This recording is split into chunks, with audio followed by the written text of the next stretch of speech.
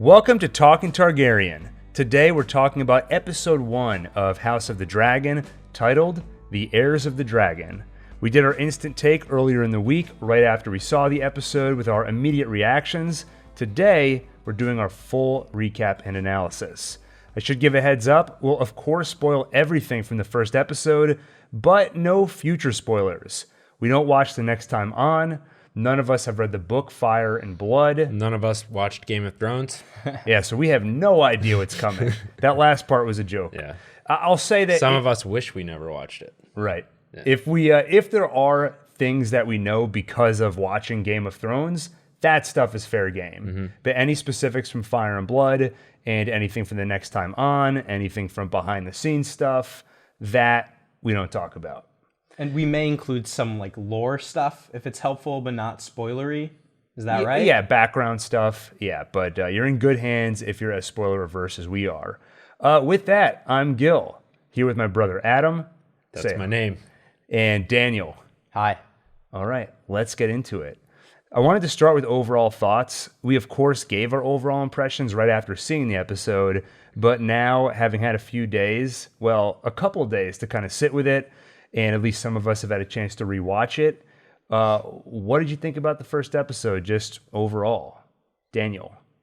So I after rewatching, I liked the first episode a lot more than I did initially. I think I wanted to go in with an open mind, but I think I did go in more skeptical than I had really wanted to. Mm-hmm. I think in our instant take, I commented that it felt like I was watching like a cheap knockoff of Game of Thrones. Like, I feel better about that now that I've gotten used to, like, okay, this is like a new show with a different cast. And yeah, I feel much, much better about the show. I actually thought the first episode was pretty great. Yeah. I have some complaints about it, but I'm actually like very excited to see where it goes. The characters are a lot more complex and interesting than I think I appreciated initially. And I think they're setting up like a super interesting story. Now, when you said cheap knockoff, just to clarify that for a second, because I feel like watching this show, nothing about it looks cheap. What you're really talking about was your subjective experience of watching it. It just felt like almost Game of Thrones, but not quite. Yeah. Almost like a... Uncanny Valley. Yeah. Yeah, there you go. Yeah. Yeah. How about you, Adam? Any kind of change in your viewing of the first episode with a little bit more time since you first saw it? Rewatching it, I picked up more complexity in some scenes than I originally realized was there. So I'll give the show credit for that. That said, I have a lot of skepticism about this series because I think I, more than any of us, was hurt by the way the Game of Thrones series concluded. Mm-hmm. And by concluded, I mean everything after season 4. So this show's going to have to do a lot to earn my trust. And basically, it won't earn my trust until the series is completed. And then I can say for a fact whether or not it was good. But I'll say on a smaller scale, this episode did a good job. It was a good reintroduction to this world. It did a good job distinguishing itself from Game of Thrones while also carrying on some of its legacy. Mm-hmm.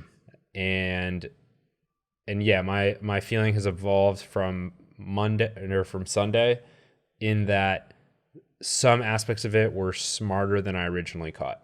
Yeah. I think I agree with all of that. I mean, my experience is a little bit different, where I was not happy with the way Game of Thrones ended, but I don't think I felt as personally scorned by it as you. So I think I went in with a little bit more of an open mind. No, I did compliment you that I felt like your response to this show has been very objective and measured. Mm-hmm. I've been very impressed. Yeah, both of you kind of hit on it. I thought this was a really dense and complex episode. Recapping it, going back and rewatching, virtually every line of dialogue and every scene felt pretty packed with either character development or world development, just telling you more about the characters or the place that we're dealing with. I thought it laid a lot of groundwork. There were a lot of seeds planted for the conflicts to come. But it wasn't just a setup episode. There were also plenty of things that were set up and executed all within the scope of this episode. The tournament, of course, and probably the biggest thing, but Aemma's pregnancy. We saw the kind of tragedy leading up to it, all the children that she's lost, or we heard about that and felt it from the actress. The hopes of what was going to come from this birth, and then, of course, the tragic end to all of it. There were also some characters In particular, I'm thinking of Otto, where all in the span of one episode, I formed kind of an opinion about them and then watched it reconfigure as the episode went on. Same. And I found that really interesting. And then the production values, like I said before, it looks awesome and especially sounds awesome. Loved the score top to bottom. One of the complaints we had in the instant take, and I did not really share this as much, but I've seen a few people bring it up, not just on our instant take, but in other reviews, the exposition. There was a lot of exposition, but there's nothing inherently wrong with exposition, right? Every show needs to explain to you what's going on and needs to have world building. The only question is, does it break the reality? Does it feel like they're talking to you as viewers for your benefit, or does it feel like they're saying things that these characters organically would say? And I would say for me, almost entirely fell into that category. It all felt very organic to me. It's funny, I was listening to the official Game of Thrones podcast where they had this exact conversation. And they're like, how'd the exposition work for you? Well, I felt like they really masterfully worked it in there. And I was like, well, good to hear that HBO's happy with the job they're doing. but I'm sure season 8's official podcast said that the ending was masterful too. I was actually we should do that at some point. Go back and see like what were they saying in those podcasts. Like they did have an official Game of Thrones podcast back then, right? I think so, yeah. So I'd be really curious to see like how they spun season 8. Right. Tyrion's monologue to convince everyone to choose Bran. Oh, it was just so moving. I guess a couple more quick things in terms of overall thoughts.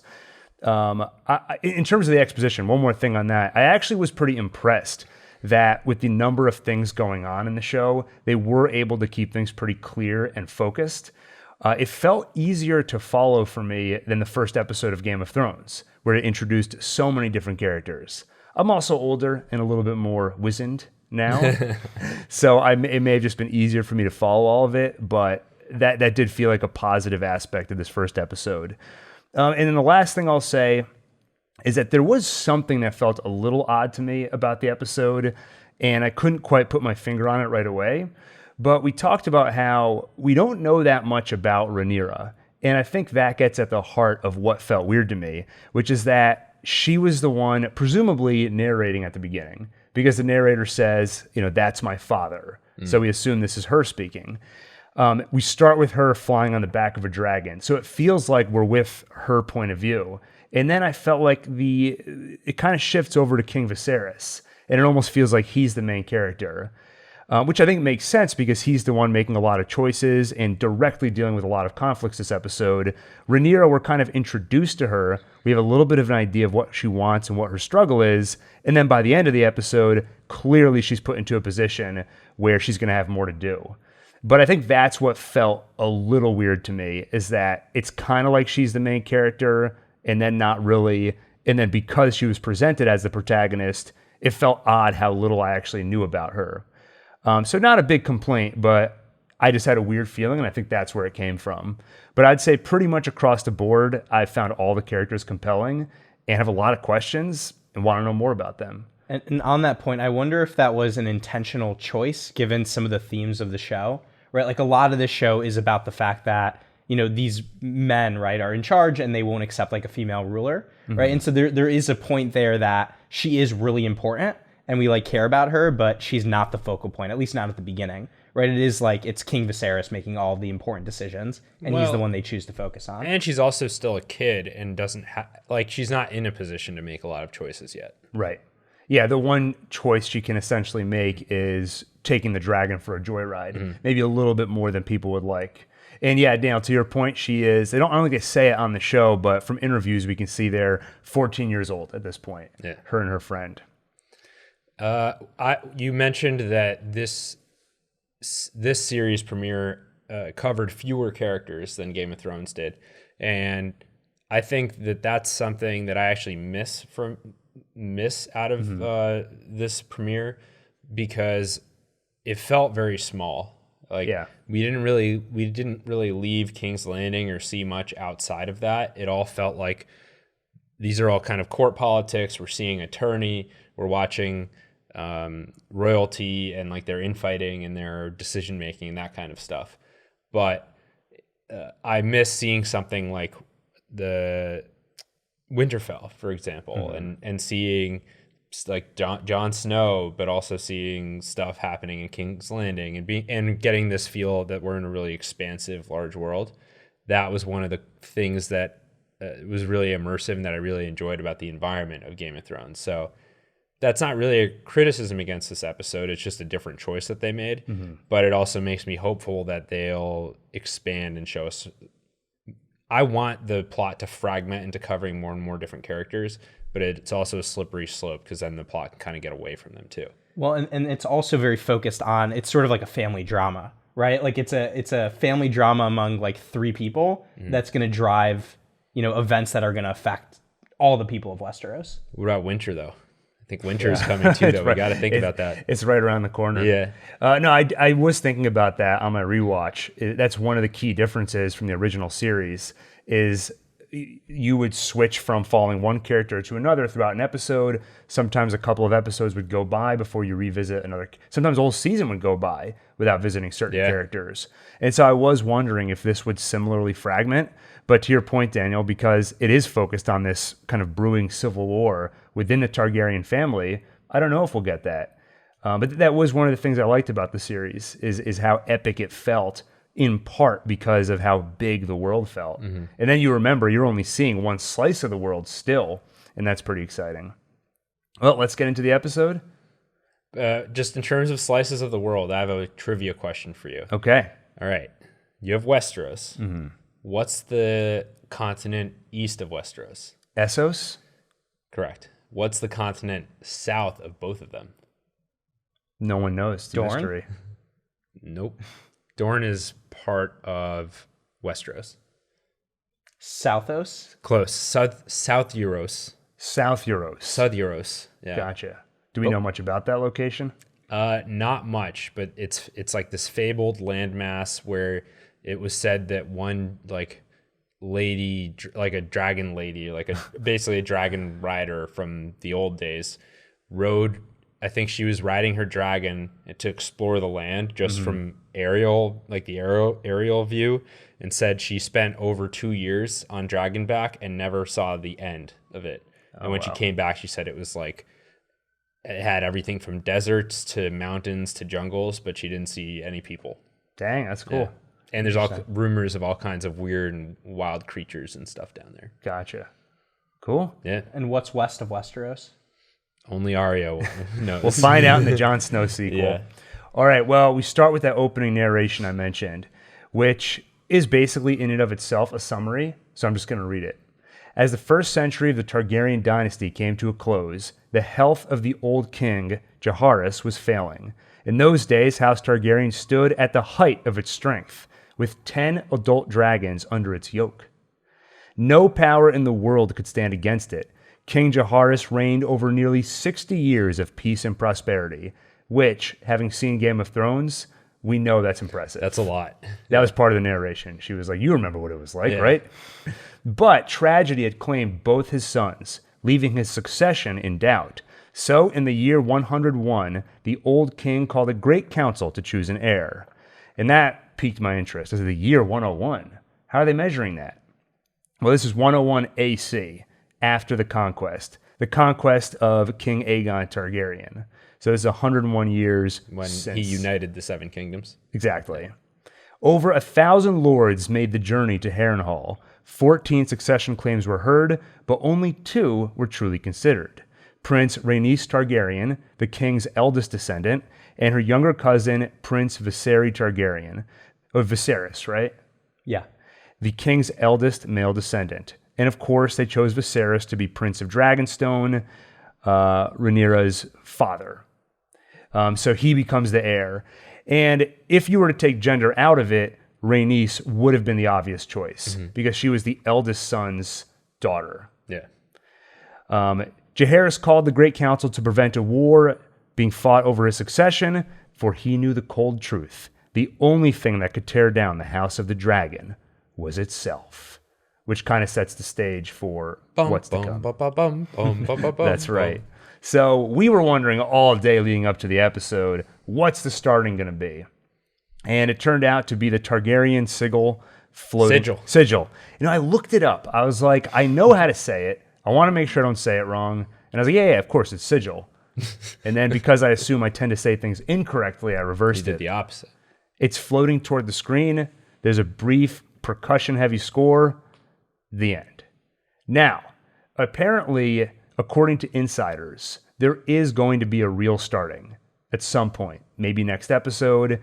And I think part of the reason they held off is this is the sort of setting the stage part of the season. And so this is almost like an extended cold open. I was thinking that, like, this whole episode is the pre-starting thing. Yeah. Yeah. I think that's kind of what they're going for. So I'm still very excited to see what that starting is going to be. It would have been cool if they showed us the starting at the end of this episode. That would have been cool. Yeah. But then they would have had to, like, do it again at the beginning of the next one, so it's a little... And then you probably would have complained about that too. Yeah. And then we get some opening text. It is now the 9th year of King Viserys Targaryen's reign, 172 years before the death of the Mad King, Aerys, and the birth of his daughter, Princess Daenerys Targaryen. And then some of the words fade away, leaving only 172 years before Daenerys Targaryen. All right, I had no problem with that first thing Yeah. until they disappeared the words and kept the Daenerys part, as if that was so important.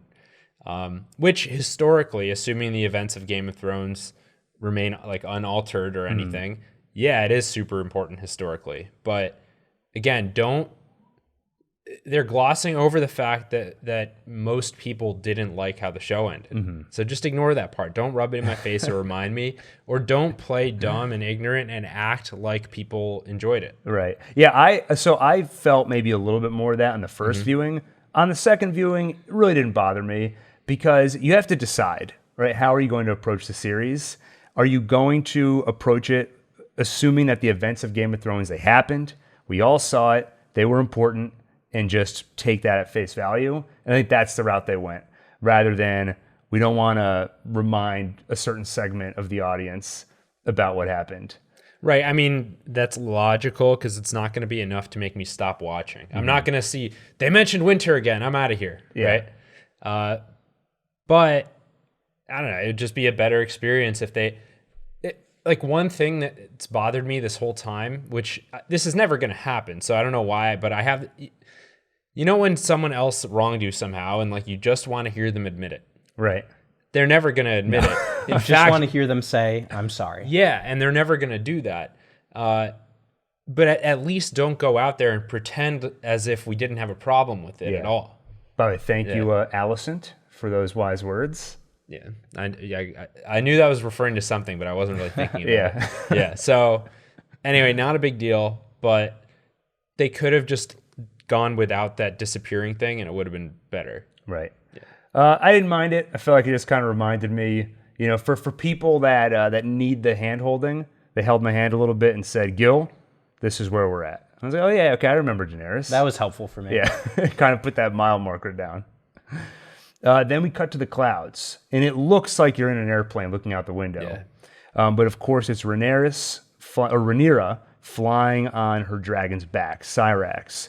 And this is basically welcome back to the world of King's Landing. And you kind of hear what to me sounded like, of course it was a riff on the Game of Thrones theme. To me, it sounded almost like a more hopeful version of it. Yeah. Which I think is appropriate for the time period we're in, right? This is before everything went to crap. And it genuinely looks like a nice place to be. If you watch Game of Thrones, pick any episode, I walk away saying, I don't want to ever step foot in Westeros. Here, for at least a brief moment, I thought that'd be kind of cool. We meet a couple people. Sir Harold Westerling, a member of the King's Guard, sworn to protect Rhaenyra. He's the one who says, every time that golden beast brings you back unspoiled, it saves my head from a spike. And she's like, ha ha ha. And then Lady Alicent Hightower, daughter of Otto, Hand of the King, and Rhaenyra's closest friend. She comments on how big Syrax is getting, and Rhaenyra says, soon he'll be able to carry two. And she says she's quite happy to be a spectator. So the two of them are transported in a covered wagon back to the Red Keep, basically the castle. And Rhaenyra meets with her mother, Queen Aemma Arryn, who is very far along in her pregnancy. Rhaenyra is trying to look after her mother because everyone else is only concerned with the babe. And Arryn tells her how she... Foreshadowing? Yes, I think so. Yeah. Aaron tells her how she too soon will lie in the same bed. Giving birth is how they serve the realm. Rhaenyra would rather serve as a knight and ride to battle in glory. But Aaron kind of laughs it off. We have royal wombs, you and I. The childbed is our battlefield. We must learn to face it with a stiff lip. I would say that this is one thing maybe they could have done better. That their way of showing us that Rhaenyra has the type of personality of I'd rather be on an actual battlefield than the battlefield of motherhood. Mm-hmm. Their way of showing us that is to show that she's riding her dragon kind of against the wishes of like her parents and whatnot. Mm-hmm. Whereas she doesn't actually get in trouble for doing that. Whereas like they established Arya as like very unladylike too early in Game of Thrones, but she was actually getting into real trouble constantly, so much so that it caused serious problems. Mm-hmm. So I think this just felt a little bit more like they wanted to position her similarly, but they didn't really feel the need to show it that much. And that might be digging into what I said earlier, where I felt like I almost didn't get to know her enough. Yeah. Considering she felt like a main character, that might have helped if I saw her do something more than just riding on the dragon to show us what she's saying here. Yeah, and I would have felt more invested in her that way. Yeah, and we don't really know who she is yet, though. Like, we don't know that she's actually as much of a renegade as like Arya is. Mm-hmm. Like, we just don't actually know who she is still. We know very little. Yeah, well, we'll find out. Then we cut to the first small council meeting of the series. And this was the first time in the episode probably where I felt it's good to be back. I just missed the politicking and you're not quite sure who to trust. There's a lot of strong disagreement. Mm-hmm. What decisions are they going to make? Basically, we start with Corlys Velaryon, the master of ships, talking about how the free cities have formed an alliance named the Triarchy. These are basically 9 autonomous cities that exist outside the Seven Kingdoms. And these are the cities that Daenerys was going like one by one and freeing all the slaves there. Okay. And this is actually it's interesting they bring this up because at the time that I watched this, I didn't make the connection, but if he had cracked down on this the Triarchy earlier, the events of Game of Thrones wouldn't have happened the way they did, where Daenerys gained so much power, kind of hopping from city to city, taking down the masters and freeing the slaves. That's interesting. Yeah, so these autonomous cities have kind of been out there, not for the taking, but have been out there as a source of power. If they were banded together with a single cause, they would have a lot more power than any one of them individually. And I guess she saw that. Right now, they're trying to band together and claim the Stepstones. The Stepstones, which is a dozen or so islands that are currently occupied by pirates. So they are killing off all the pirates and being led by Kragus Dreyar, who is called the Crab Feeder due to the inventive methods of punishing his enemies. I assume involving crabs. Unless his enemies are crabs and he feeds them to people. He feeds them. Now, if the Triarchy is successful, what's going to happen, Daniel? It will beggar our ports. That's right. It's not good. But no one seems to care in the room. Yeah, and in retrospect, I can see maybe why they wouldn't care, because Corlys is the richest person in Westeros, and he got that way through trading. And so they could see it just as usual politicking. He's just trying to protect his own interests. Okay. The same way that on rewatch, I felt the same way about Otto Hightower. When I first see him arguing against Daemon and against the way he conducts the City Watch, I thought, now this is a rational person right here. But then the more you look into it, the more you realize, oh, he just has personal gripes against him. Yeah, that was the exact journey I was talking about earlier, where Otto made a really strong impression on me at first. And then by the end, I started to question where he was coming from. That's an interesting angle to take on Corlys, because I was wondering, why does everyone kind of brush that off?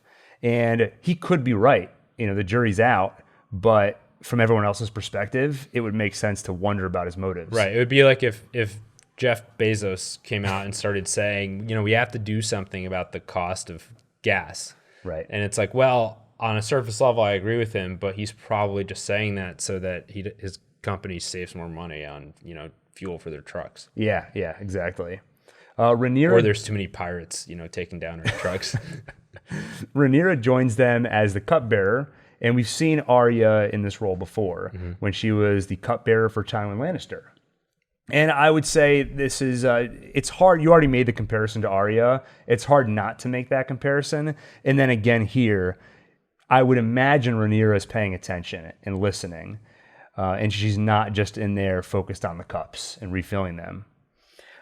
We also meet Lord Lyman Beesbury, the Master of Coin. He worries about how much Daemon Targaryen, the king's brother, is spending as commander of the City Watch. And, he should join the council so we know what he's spending it all on. So there's a lot going on in this scene to both introduce us to these characters themselves who are in the room and also tell us a little bit about who else is out there. Like in this case, we learn that Daemon Targaryen is doing something with the City Watch and doesn't seem to care too much about being in these council meetings. Right. Where historically these council meetings, it's seen as someone's responsibility to attend them. Right. Even Bran, who he had to start attending these meetings at one point, even though he was just really bored and had no interest. But it was basically his kind of the people tending to him saying, yeah, but one day this is going to be important for you to participate in, and you have a responsibility to the kingdom to be attending these things. Right. They also have, speaking of just responsibility and the formalities of all this, those little balls they were putting on the table. By the way, I don't know if he was actually attending the exact same small council meetings, but it was a similar idea. Gotcha. Yeah. But yeah, those little balls they were putting on the table. It's just like an attendance thing. That's so they interviewed somebody who works on the show. I forget if it might have been the director or one of the writers, but they kind of described it as punching in and out. Yeah. When you get to work, it's just sort of it's the formality of I'm here now, and I thought that was a cool little. Did Daemon use one of those when he attended? Not sure. That's the third rewatch. We got to check. Otto Hightower, the Hand of the King, turns attention to a topic that gets the king very excited: the Heirs tournament. And Grand Maester Mellos reminds him that they can't know for certain the sex of the child. But Viserys is certain it's a boy, and we'll learn a little more later about why he so strongly believes that. And with the birth of this heir, all the hand-wringing will be put to rest. So part of what they did in that voiceover is just make it clear how important it is to have a clear successor. So right now, they don't have one. So he wants to have a male child that just puts all that to rest. And everyone can just calm down. And he's also putting the cart in front of the horse a little bit by having a tournament to celebrate the birth of his son, which A, hasn't happened yet, and B, they don't know for sure it's going to be a son. So we already talked about Otto and how in this scene he felt kind of even-tempered. I had a pretty good feeling toward him. He seemed responsible. And then Corlys, he also, until you kind of gave that alternate perspective that he might be looking out for himself a little bit, he came off as more even-headed. And you also see that he's the only one at the table who turns down the wine, right? So it seems like he's thinking, I got to be present and in my best brain, We see Rhaenyra meet with Daemon, her uncle. And what's interesting here is that this is King Viserys' brother, the one they were just talking about. The king doesn't know he's there yet. He kind of snuck in. But Rhaenyra is one of the... Is he not allowed in the city, or he just managed to do it without alerting the rest of his family? That's all it is. Okay. Yeah. Yeah. On the official podcast, they said that he snuck into the city and into the throne room, and that's why he's such a scary person. And I just think that, it just feels a little ridiculous to me. He also runs the City Watch. Who guards the city? The City Watch. And they said he passed through the gate at first light. Rhaenyra's bodyguard knows he's there. He clearly didn't sneak in, but he's just kept it a little mum. Yeah, he just came in at the time where the fewest people would see him, and the king doesn't know he's there yet. It's like you just got into the office early, so people didn't know you were there. Yeah, pretty much. So Rhaenyra finds him sitting on the Iron Throne, and he says, this could well be my chair one day. And why is he here? He heard that the king was hosting a tournament, and he says, in my honor. And she reminds him the tournament is for his heir. And he says, just as I said, basically implying he is the true heir And there's a coy tone to their entire conversation. They're clearly very close. He bought her a necklace, or brought her a necklace as a gift. A necklace made out of what? Valyrian steel. Just like Dark Sister, which is the sword that Daemon wields. That sword was wielded by Visenya, the sister wife of Aegon Targaryen, has been passed down through the generations to Daemon. From a production standpoint, first, I love the kind of echo effect in this room.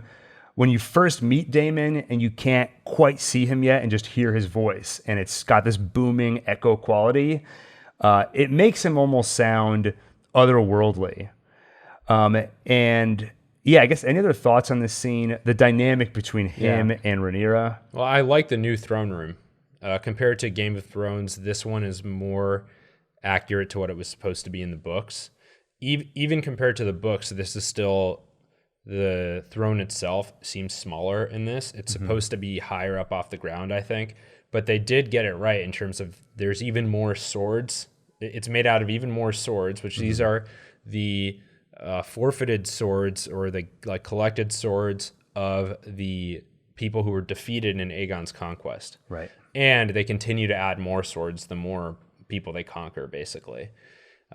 It was cool to see how the swords go down, like they extend off of the throne and like stick out in all sorts of different directions off the ground and kind of melt along the stairs.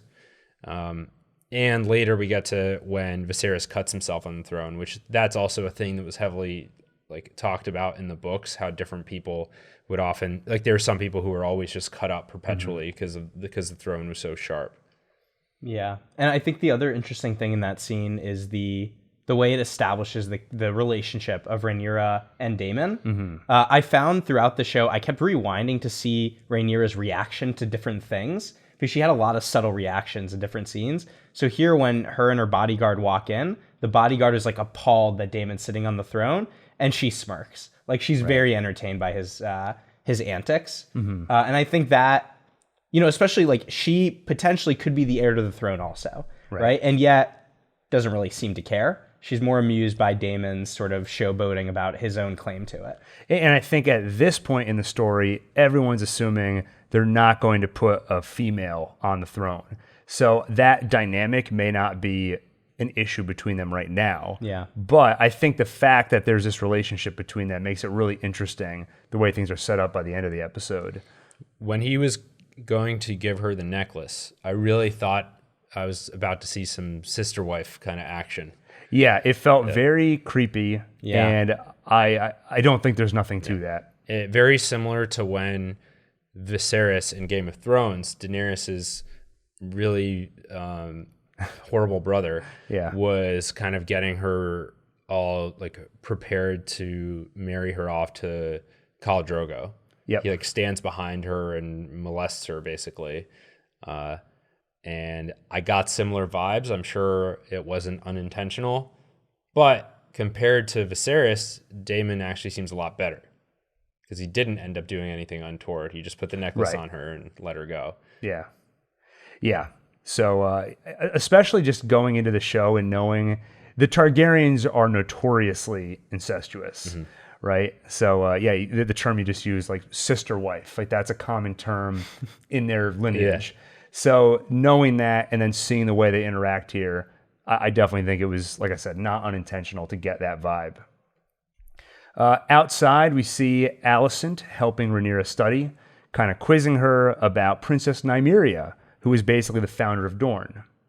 And Alicent can tell that Rhaenyra is worried, though she herself won't admit it. Alicent says, you're not worried that you're going to be overshadowed by your father's new son? And Rhaenyra says that she only worries for her mother, and I hope for my father that he gets a son. As far as I can recall, it's all he's wanted. And Alicent asks, you want him to have a son? And she replies, I want to fly with you on Dragonback, see the great wonders across the narrow sea, and eat only cake. And then finally, you aren't worried about your position? And Rhaenyra says, I like this position. It's quite comfortable. Yeah. So and she's like laying back with her head in what's her name? Alicent's lap. Yeah. So I think a couple things going on here. One, I think Alicent is very perceptive. And I think we see that throughout the episode. Like when she visits King Viserys in his room, she quickly, I think, susses out what would actually be helpful to him in that moment. And here, I think everything she's saying is true. I think Rhaenyra is worried about these things, but accepts there's really nothing that she can do about them. Her father wants a son. I am not a son. I'm not going to be the heir. Why dwell on these things? So I think she probably is feeling worried, but just doesn't want to show it, doesn't want to acknowledge it, because what's the point? But Alicent can see it in her. At least that's the way I read it. And I think on the instant take, Adam, you mentioned how you felt like there might be a more than friends vibe here. Yeah. 100% got that feeling as well. And they actually interviewed the actresses, and they said that was how they read it and decided to kind of play it that way. Okay. Yeah, that makes sense. It is interesting because in Fire and Blood, the history book that the show is based on, Alicent is actually 10 years older than Rhaenyra. Rhaenyra, yeah. Yeah. So already the show's taking liberties with that relationship, and I think the show makes them both much closer in age and much closer personally than they actually are in Fire and Blood. Yeah. And I think one thing to clarify, not saying that they're in any kind of relationship right now, but just that they're having feelings and they might not quite have them defined in their own minds. Also, they're like, if only, this can never work because we're not family. Right. Yeah, exactly. If only you were my sister. Yeah. I think also there's a sort of dark cloud hanging over this whole conversation because, of course, she's talking about the things she wants to do. And even if we didn't know any details, just knowing the world of Game of Thrones, you know they have none of that in store for them. Also, there's a canon-breaking moment in this scene. Bran is watching them, so to speak. They're right by one of the weirwood trees, one of those trees with faces on them. And in Game of Thrones, there is no weirwood tree in King's Landing. Now we see one here. So is it going to burn down? What's going to happen to it? Why is it not there in the original Game of Thrones series? Perhaps they we'll didn't find want out. Bran watching them all the time. So you mentioned the King's wound earlier. So he's got a kind of cut on his back. It's not healing. Looks infected. That's what all that pus is, right? If it was pus, yeah. Okay, there was yellow stuff coming out of the wounds. Sometimes that yellow stuff can actually be like granulation tissue, which is sort of the thing that comes before a scab. Oh, okay. So it's hard to say what it was intended to be. But when you see a wound, that you got to assume that's not good. Yeah. But it made me immediately think Viserys is not meant for this world very long. Anyone who read Fire and Blood probably already knows the answer. Right. But we don't know. The Grand Maester tells Otto privately that mental stress might be affecting the king's body, stressed about the pregnancy and everything else going on, and Otto just reminds him whatever it is needs to be kept quiet.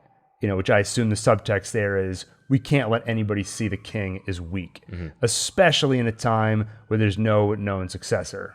One more complaint about the official podcast, and you can cut this out if I'm trashing on them too much, but they said that, at least the way I heard it, they thought the main issue with his injury was, we can't let the people Westeros know that the throne cut him because that means he's unworthy for the throne. Okay, maybe that's a piece, but I think the bigger issue is that his wound's not healing.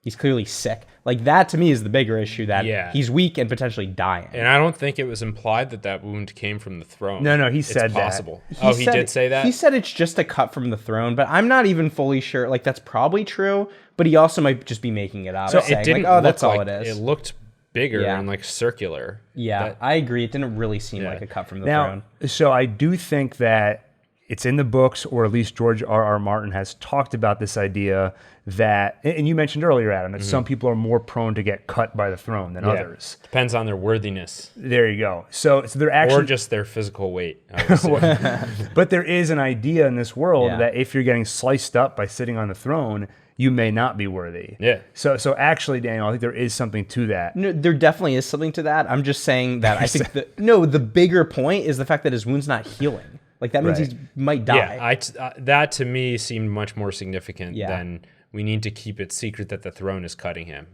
I think he's got bigger problems to worry about. Yeah. Okay. Well, a little. There's something wrong with his health, or there's something unnatural about this injury. Yeah. Or it's like infected from whatever. Yeah. Bad news all around, and maybe a little from column A, a little from column B. Bottom line, really shouldn't let anybody else find out about this. It reminded me of when Khal Drogo just had a little. It wasn't that big of a. He had a cut on his chest after, like raiding this village or whatever, and he ended up dying from it. It got infected and he got all messed up. It really reminded me of that because he was trying to say it's nothing. It's just a little cut. Right. Yeah, this is a scary world to be in if you have any kind of wound. Because basically their options here are maybe leech it again, or they decide on cauterizing the wound. Yeah. So Viserys visits his queen as she takes a bath, and she tells him that Rhaenyra already declared that she's going to be having a sister, and decided to name her Visenya. And Viserys says, this family already has its Visenya. Now, we were trying to, what exactly did he mean by that? So, again, Visenya is the sister wife of Aegon the Conqueror. And do you know much about her? Did she have a reputation as kind of a troublemaker? Yeah. Okay, so in that case, I think this is a subtle jab at his brother, Daemon. Yeah, I agree with that. Okay. I think it'd be easy upon first watch without knowing much about Visenya. I thought he was referring to Rhaenyra. Yeah. But I actually think he was talking about Daemon. Yeah, so Daemon is the Visenya of the family. We've already got one of those. Which is even notable that he would say this here, because everywhere else in the episode, when he's called out about Daemon, he kind of jumps to his rescue and defends him. Well, it's like no one makes fun of my brother but me. Yeah, I think it's exactly like what it is. Daniel, we're allowed to beat the absolute hell out of you, but no one else can. That's right. Yeah. Yeah. To subscribe to Patreon to watch us do that. Right. People are frantically deleting their Daniel comments. So she tells Viserys that they don't know if the child is going to be a boy. She says it using some colorful language. But he assures her that it is going to be a boy. He is certain, because he had a dream, Adam. Our son was born wearing Aegon's iron crown. And then Aemma tells him, this is the last time, Viserys. I've lost one babe in the cradle, had 2 stillbirths, and 2 pregnancies ended well before their term. That's 5 in twice as many years. I know it's my duty to provide you an heir, and I'm sorry if I have failed you in that. I am, but I've mourned all the dead children I can. And I would say that was probably the first point in this episode where I felt something. I thought the actress did it. Anger at her. Yeah, I was like, come on. No, I thought the actress did a great job, but you just feel her exhaustion and the feeling that she's done everything she can, and there's just nothing left to give. They also just did a good job making her pregnancy look really unpleasant and uncomfortable, both in the scene before this where we saw her say that pregnancy is a battlefield, and it physically looked really unpleasant. And then even in this scene, she didn't look like her face. She looked anemic, kind of, and she even mentioned that the bath can't be as hot as she wants it to be. Right, and I felt that because there's nothing worse than getting in the shower and it's not that hot water you want. And then there's some complex emotions here because I do think that he genuinely loves her and worries for her well-being, but he also has extreme tunnel vision where he wants that son to the point where he has made her go through this torturous process many times over. And, that tunnel vision may partially come from the pressure of the entire realm wants him to have a son. Especially as a Targaryen, first of all, the thing that gave them all of their power over the years was that they unified Westeros.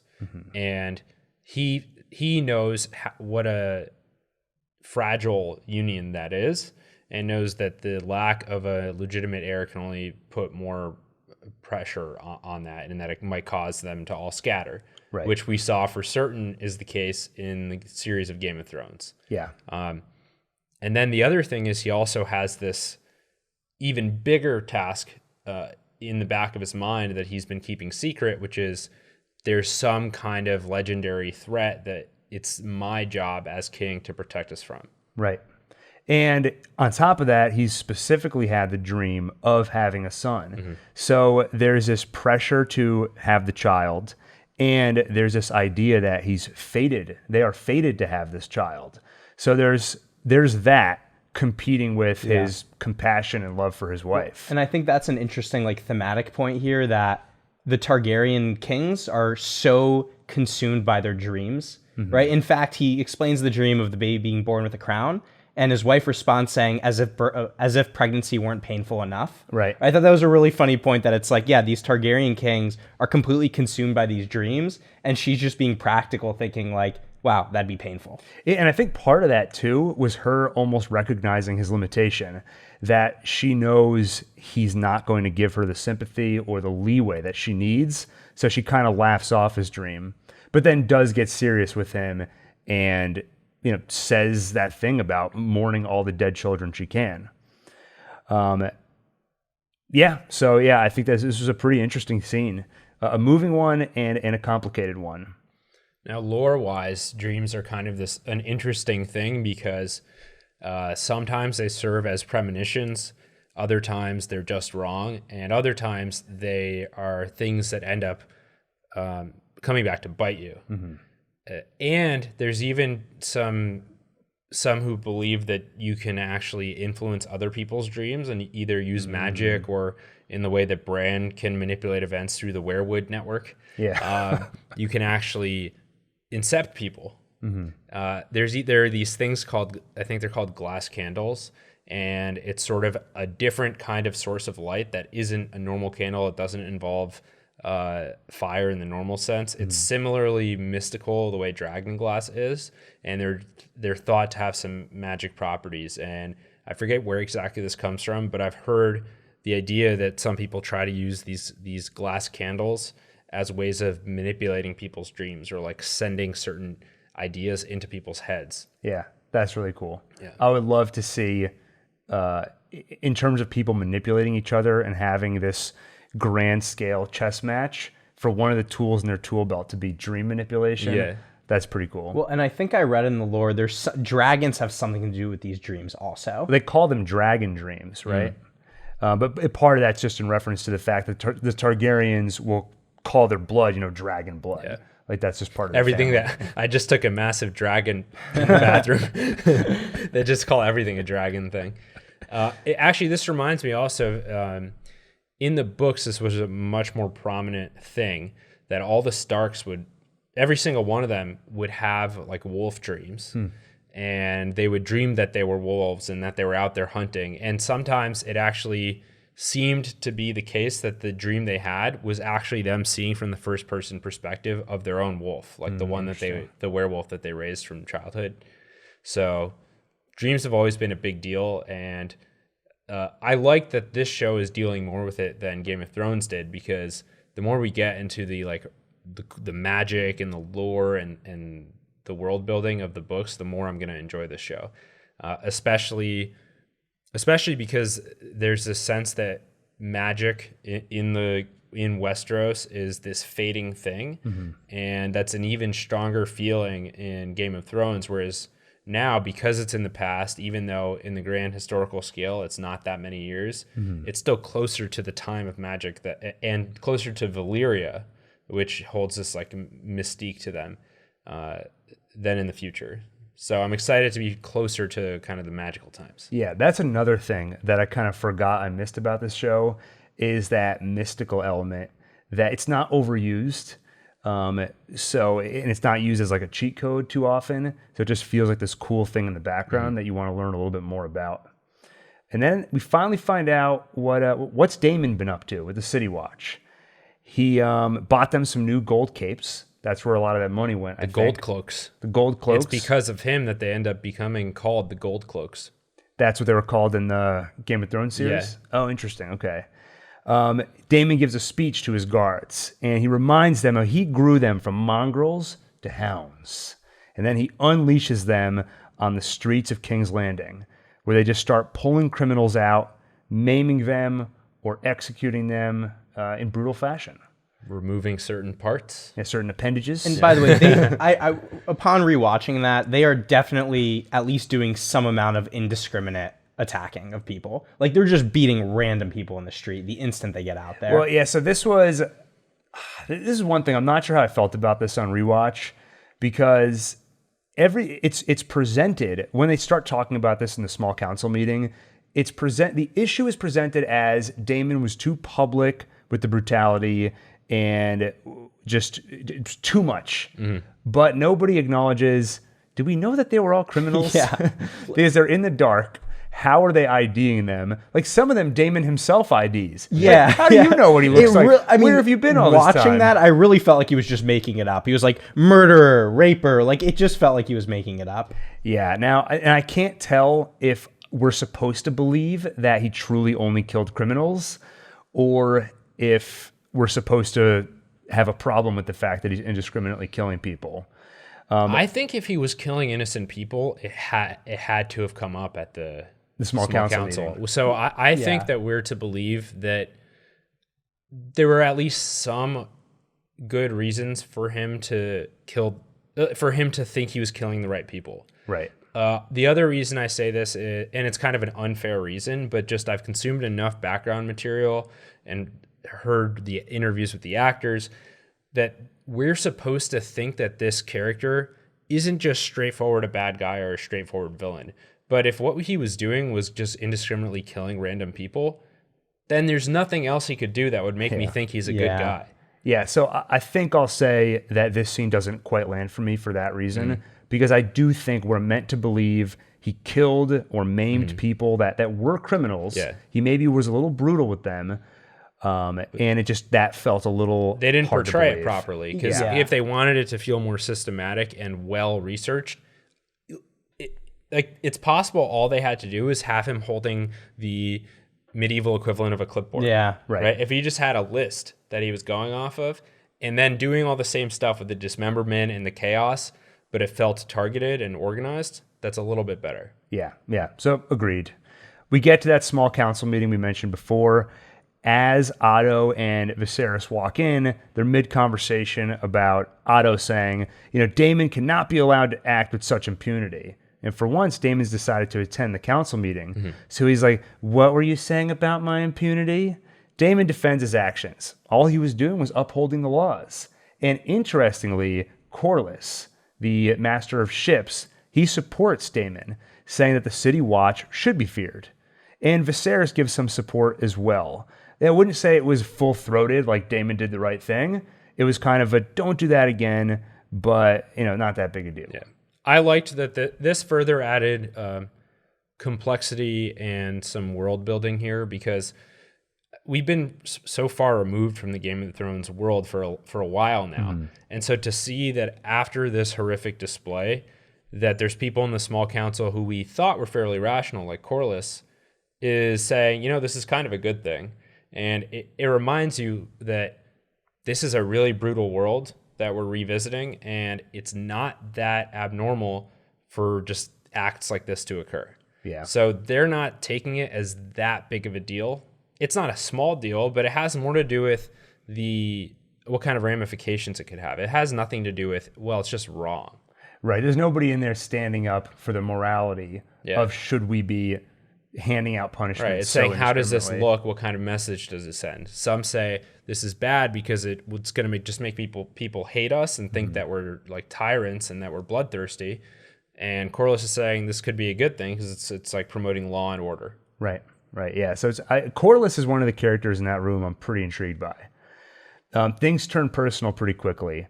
Otto tells Daemon that you should be with your wife, Rhea Royce. If only you paid as much attention to her as you do the City Watch. And he hasn't been seen at his home in Runestone for some time. And why does he bring this up? Like, he just what kind of personal attack is it? Just that you're not doing your male duties?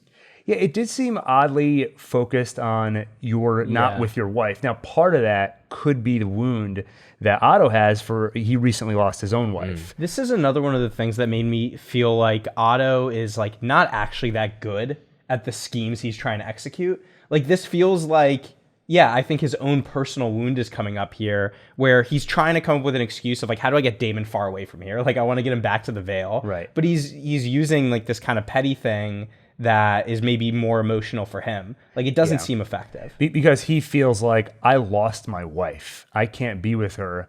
And she's there waiting for you. We don't even want you here. Like, go to her. Instead, you're gallivanting about buying gold capes. But Daemon retorts, Otto, you can have my wife. I think you lost yours recently, right? If you want a new one. Yeah. Otto kind of stands up very angrily, and Viserys tells him, my brother makes sport of provoking you. Must you indulge him? And I think this is where we start to see Viserys' blind spot. Because, yes, there's something to Daemon's going to be Daemon. Just don't play into his games. But Daemon also stepped over a line. I think he did something pretty bad here. But he doesn't get a talking to. So I think we start to see his blind spot for kind of always standing up for his brother. But Viserys warns Daemon, no more performances like last night, and he leaves. And then Viserys admits that King's Landing has been in decline. So again, this new city watch, maybe it's a good thing. Then we see Daemon with his mistress, Mysaria. And they're having... Mistress might be generous. Yeah.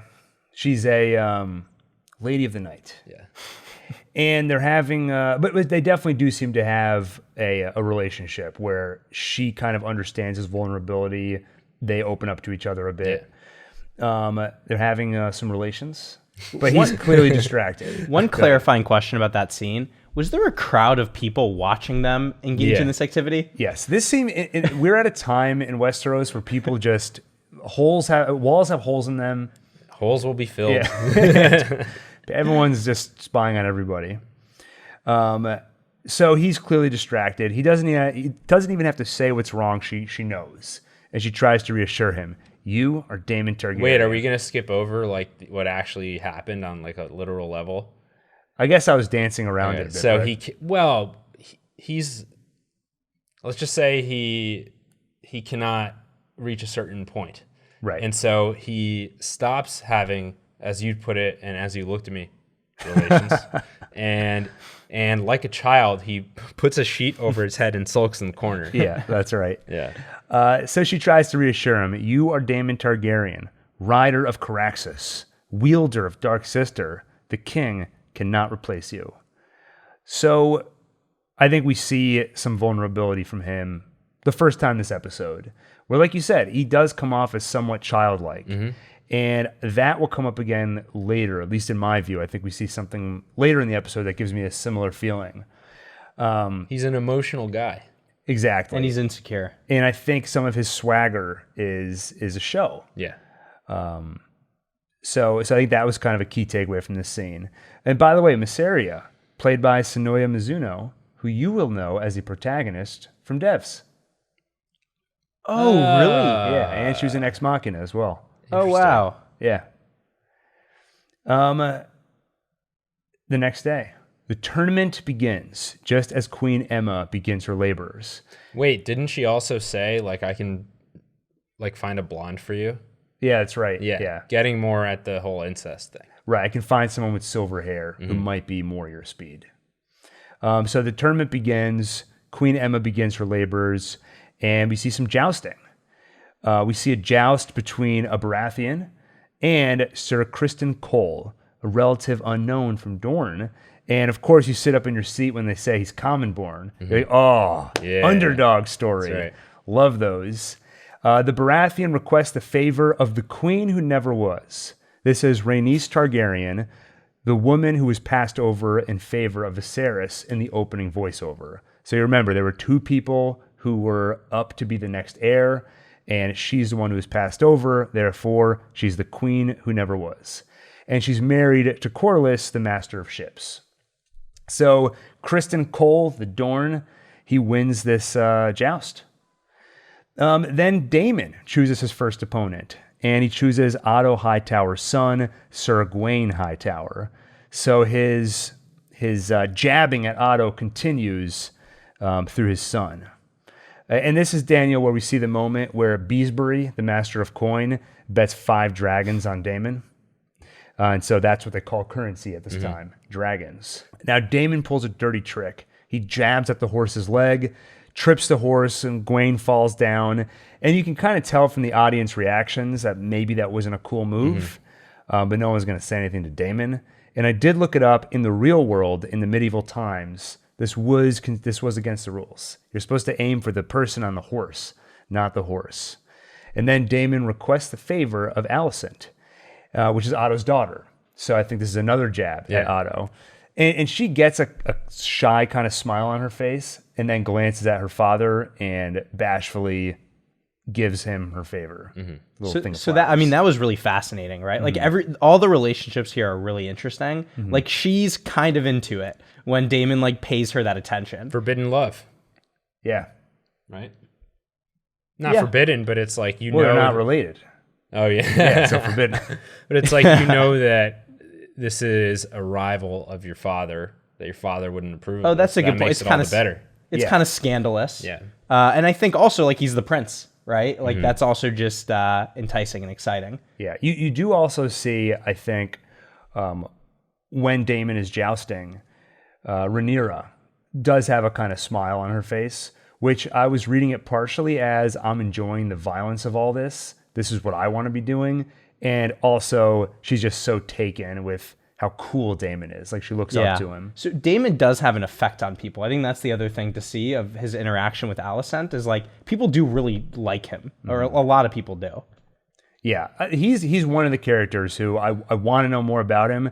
I will say, we talked about it earlier, but he does give me evil monster vibes right now. And I know we're meant to see him as human, and I think that will happen over time as we get to know him better. And it did help the couple moments of insecurity and vulnerability we saw, where kind of gives me, what was his name? The one who burned the 2 kids to make... Theon? Theon, yeah. Yeah, where he always felt like he was doing bad. Maybe he had a good heart, but he was trying to make up for feeling like an outcast. A little bit of similar vibes I get from Daemon. Also, I feel like everyone's just glossing over the fact that he was in Morbius. Yeah, yeah, Matt Smith. Yeah. We should acknowledge that. I was hoping he would start dancing in one of these scenes. Now, King Viserys gets word that there's an issue with the pregnancy. You don't hear what they say, but you get one of those moments of, if you see somebody whisper in someone's ear and they're in audience for something, that's not good. Always a bad thing. So he visits his wife and he finds out the infant is in breach. So that means it's coming out upside down. Upside down. When you said earlier that you can really see and feel just the torture she's going through, you can also hear it. When he walks into the room, you just hear her screaming. And again, so well done. So she's clearly in severe pain. They can't give her enough milk with a poppy because if they give too much, it'll harm the child. Meanwhile, things are also starting to get ugly outside. People are starting to kill each other. They you get knocked off the horse, and they just want to keep fighting. And we start to see some of that good old Game of Thrones brutality. Right. Because these knights, they're summer knights. They grew up during a time of peace, and so they have all this pent-up energy. Yeah, and we learned that from a conversation between Corlys and his wife, where he kind of wonders, is this really the way to celebrate wanton violence? And she points out that the knights are all green. They've never known real war. Yeah. And I feel like in terms of setup from this episode, any warmth you see between characters is kind of, here's some good stuff that is at stake when people go to war. And here is a little bit more of that, just setting up what's at stake in this conflict. The fact that now you're going to have a war fought by people who are wholly unprepared for it. And we also see Alicent picking at her nails until they bleed. And that's how she's kind of processing all the violence. That looked pretty bad. It did. Yeah. And we know that that's a habit, because we'll see it pop up again later. Meanwhile, inside, now I've been saying the Maester. What's the Maester. Yeah. The Maester tells King Viserys he has to make an impossible choice. Lose them both. Or kill her and possibly save the child by cutting into the wound directly. Now, Daniel, I think you took this potentially slightly differently. Yeah, the phrasing was ambiguous. It's an impossible choice to lose both or sacrifice one. Right, they said one. Yeah. So possibly it could be interpreted as you could kill the child and save her. Right? That's what you're saying. That's what I thought was possible. I think we did a little research, and it sounds like that's not very common.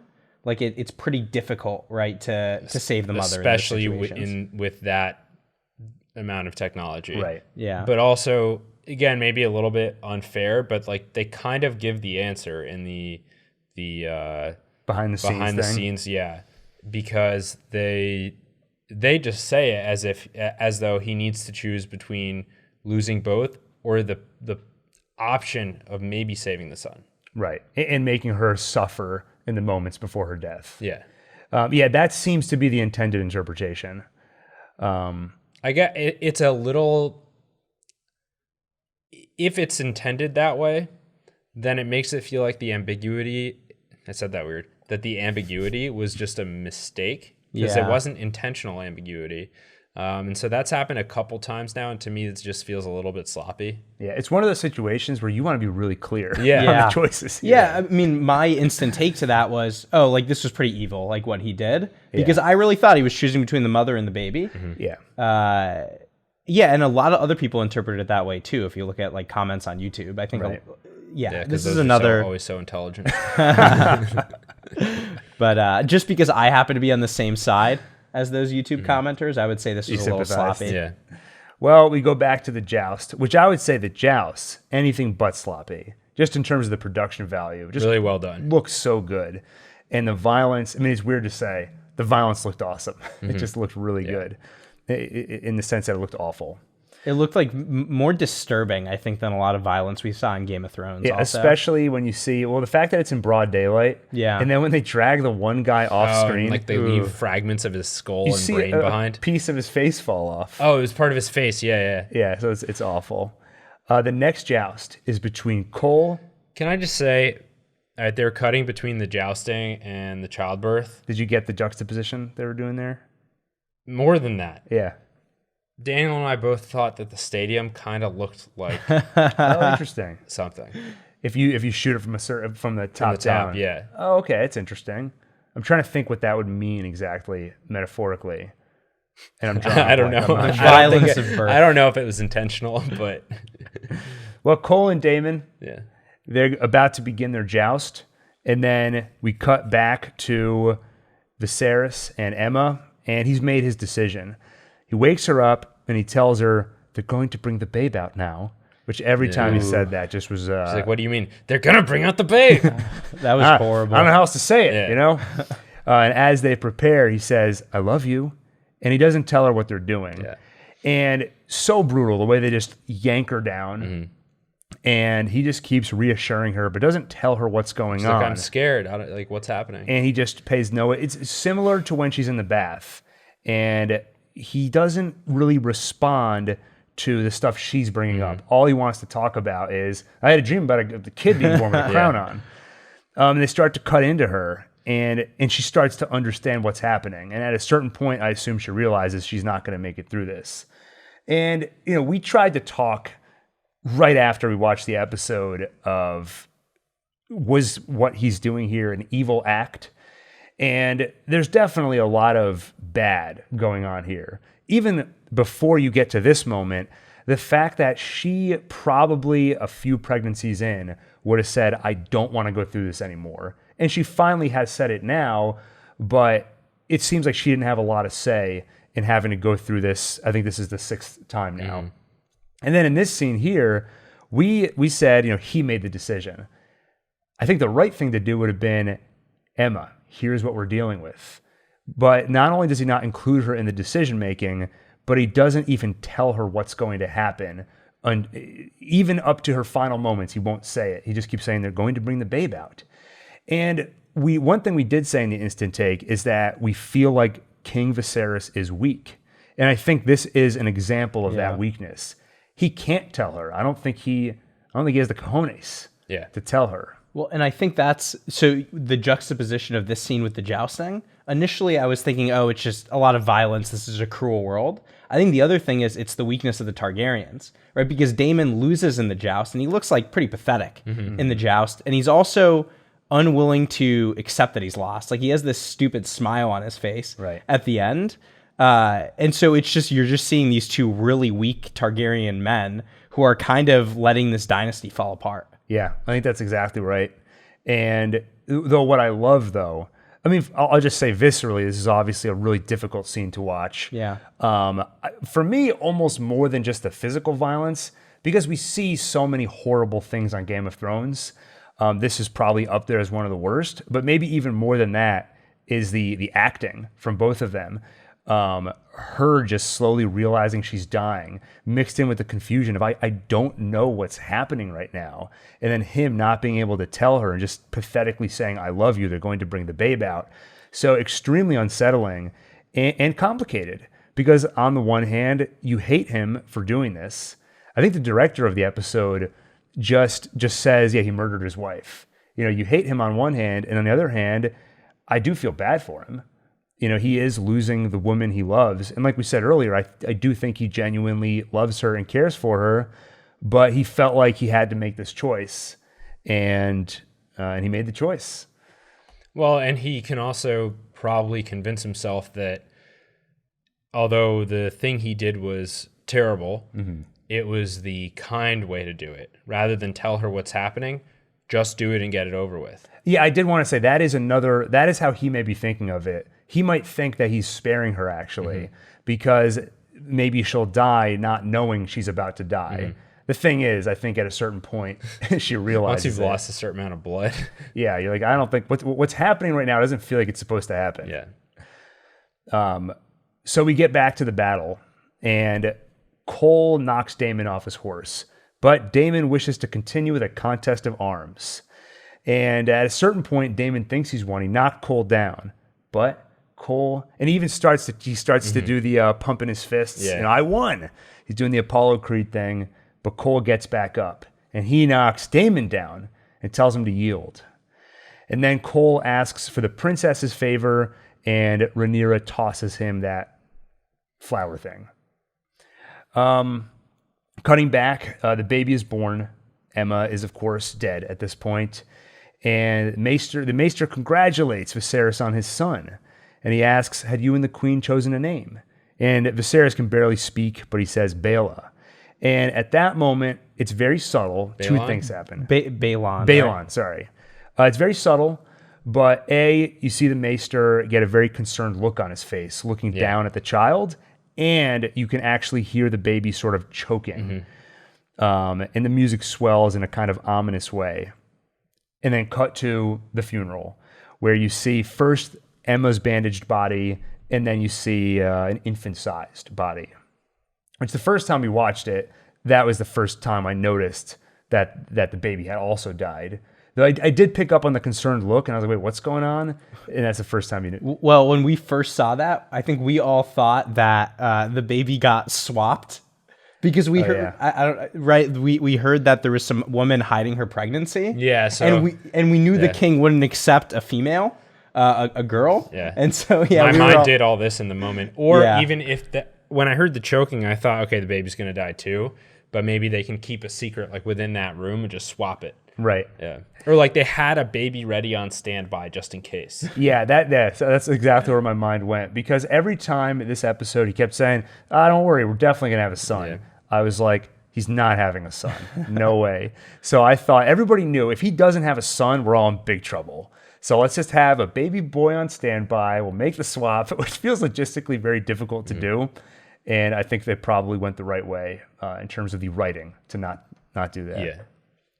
You know what? Just one random scene this reminds me of. Daenerys, when she uses that like dark magic to try to bring back to life Khal Drogo. Yeah. Right? He does come back to life, but he's basically like a zombie.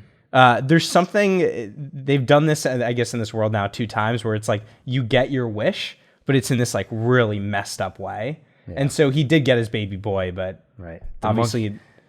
The monkey's paw. Yeah. Stupid monkey, ruining everything.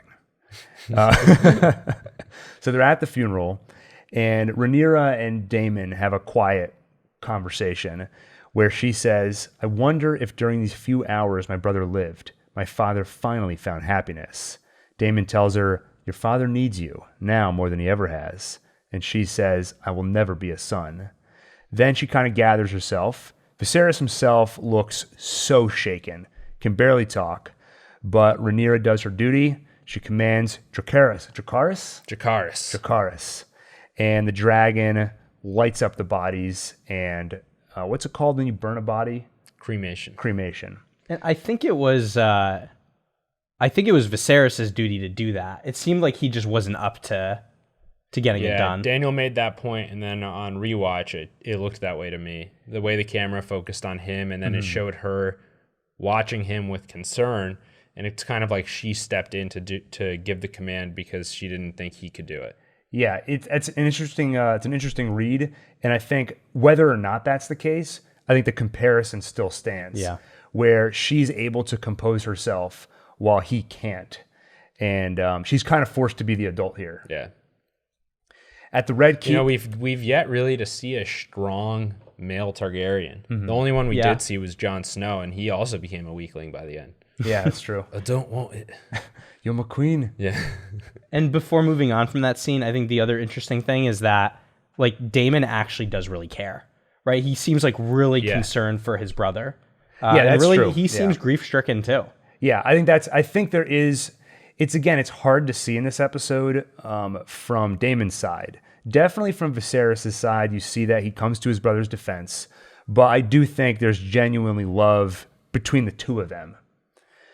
They're back in the small council room, and Otto basically says, I don't want to bring this up right now, but we really got to talk about succession. And have you seen it? Yeah. Great. Viserys like, I know it's supposed to be good. I haven't watched it yet, but I will. But for the stability of the realm, we need to ensure you have a clear heir.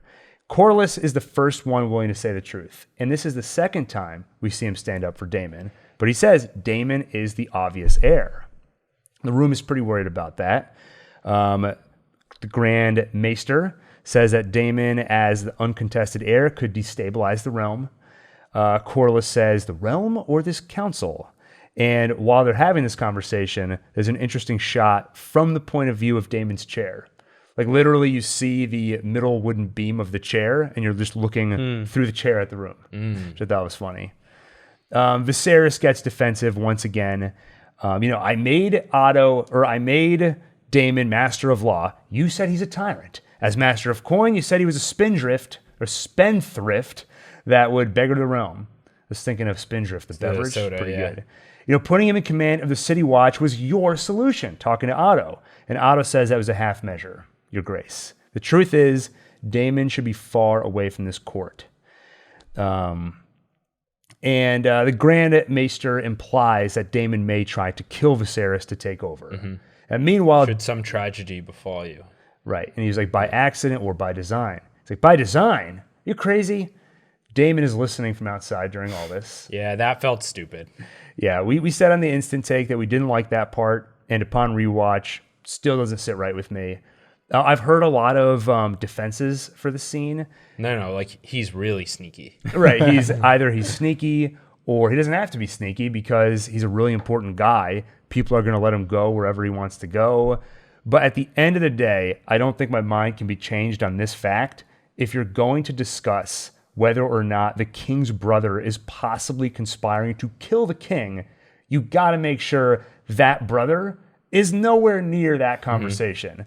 So a little glance in the halls, I think would have been nice. Yeah. But they didn't do that. So Daemon's listening in. It's believable that word gets to him about this conversation one way or another. Right.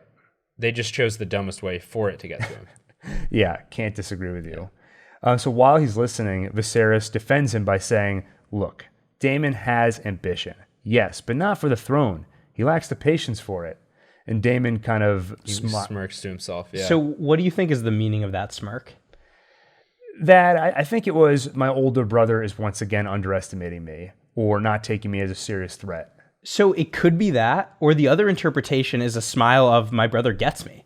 Yeah. Like, there is another interpretation because later on, right at the end, Daemon's really upset that he's never gotten to be by his brother's side. Yeah, right? So that's the other interpretation is, wow, my brother, he knows me, he trusts me. He knows I'm not going to try to kill him. Yeah, so it could just be yeah, he's right. And I think it's unclear at this point. Yeah. Like, I don't know that we know him well enough. We don't know for sure what Daemon wants yet. Yeah, I agree with that. And even if we have some idea of what he wants, we don't know why he wants it. I don't want it. Why can't Viserys just try to have more kids with someone else? Is it just going to take too long? Like they can't go heirless for more than 9 months. And is his wife a sister wife? Like maybe there aren't any other sisters around. I mean, that's what I was thinking. I don't know. I guess this is some place where we could do a little bit more background research. What about a daughter wife? Well, yeah, within the Targaryen family, I mean, what are the traditions in terms of who you take as a wife? Is it as easy as I'll find another? Yeah. I'm not sure the answer to that. I mean, I guess it is. The fact that they don't even float the idea means it's probably not a viable one because otherwise it would be an obvious idea. So Yeah. There must be reasons. Yeah, I think so. But to Viserys' claim that Daemon... Or they're like, he just wants to stay at home playing with his models all the time, so he'll never date again. Yeah. Right. He doesn't have the time for dating. So in response to Viserys' claim that Daemon doesn't have the patience for the throne, Otto says, "The gods have yet to make a man who lacks the patience for absolute power, your grace." And the Maester suggests that Viserys name a successor. Just, we cannot let time go by without you just unambiguously say, this is my successor. And Otto suggests it be the king's firstborn child, Rhaenyra. Now, Lionel Strong, the master of law, says, a girl? No queen has ever sat on the throne. But Otto believes that Daemon is too dangerous. Like, this is the better option. Now, Corlys suggests that there may be another option. You know, there was someone else who had a great claim. And of course, he's talking about his wife. Yeah. The queen who never was. So this is another thing where I just keep seeing things happen in like the small council meetings where I'm just like, this is so little tact. Like this is like they're all worse versions of the politicians in Game of Thrones, unless they're actually playing some like secret 4-dimensional chess that I don't understand. But that was so insanely tactless of him. Yeah, we haven't seen the little finger yet, I guess. Now, part of it is I think tensions are so high right now, Yeah. and this was they didn't know this was coming, so they didn't have time to necessarily sit there and scheme. So it's kind of on the spot. I don't think you're seeing the best of people. Well, and the other thing too is if you're Otto Hightower, also like your hand of the king, you're gonna try to get the king to basically disown his brother. You're not gonna talk with him about that in private, but maybe you're right. It's all sort of in the heat of the moment. Right. The king has had enough, though. My wife and son are dead. I will not sit here and suffer crows that come to feast on their corpses. A Feast for Crows. That was one of the books. Nice. And then he storms out. We see Otto in his quarters, and he's written a letter, which he hands to the Grand Maester, asking him to send it by Raven to Old Town. And that's where the Hightower family sits. Mm-hmm. So he's sending something back home. We don't know what yet. Then Alicent comes in, his daughter, and he says, why don't you put on your mother's dress and Something nice. yeah, visit the king to give him some comfort. Yeah. So this was that moment probably where I most turned on Otto because this was gross. Yeah. And I didn't like it. She goes to chew on her nail. Otto says, stop that. Yeah. So yeah, I'm starting not to trust Otto for A, the way he treats Alicent here, B, the secret letter he's sending, which I don't know if maybe there's chaos here. There's an opportune moment for... Chaos is a ladder. Exactly. Who said that? Littlefinger. Yeah, there you go. So, and then on top of that, it seems like he has, although he may be right to not trust Daemon, it seems like a personal grudge. So she visits Viserys with a big book and finds him working on a model, which, as you alluded to, oh no, you didn't allude to this, but this may be the model that we see in the Game of Thrones starting. Oh. Yeah, I've heard it. You just stole that from the official this isn't podcast. mechanical. Like, it doesn't have gears and... So that's I've heard a few people make that joke, and then yes, on the official Game of Thrones podcast, they were like, "I've got a theory." Yeah. That's a funny thing to talk about, but that's not real. Yeah. That's the only reason I brought it up. Yeah. But do you know what it is a model of? No. Most likely it's a model of old Valyria. So when I first saw it, Daniel and I were talking, or when I saw it for the second time, he was asking, like, what is that? Is that King's Landing? And I was like, I think it looks like Dragonstone. Mm-hmm. And that would make sense because Dragonstone is the island off the coast of Westeros where the Targaryens first settled after leaving Valyria. But it's not Dragonstone.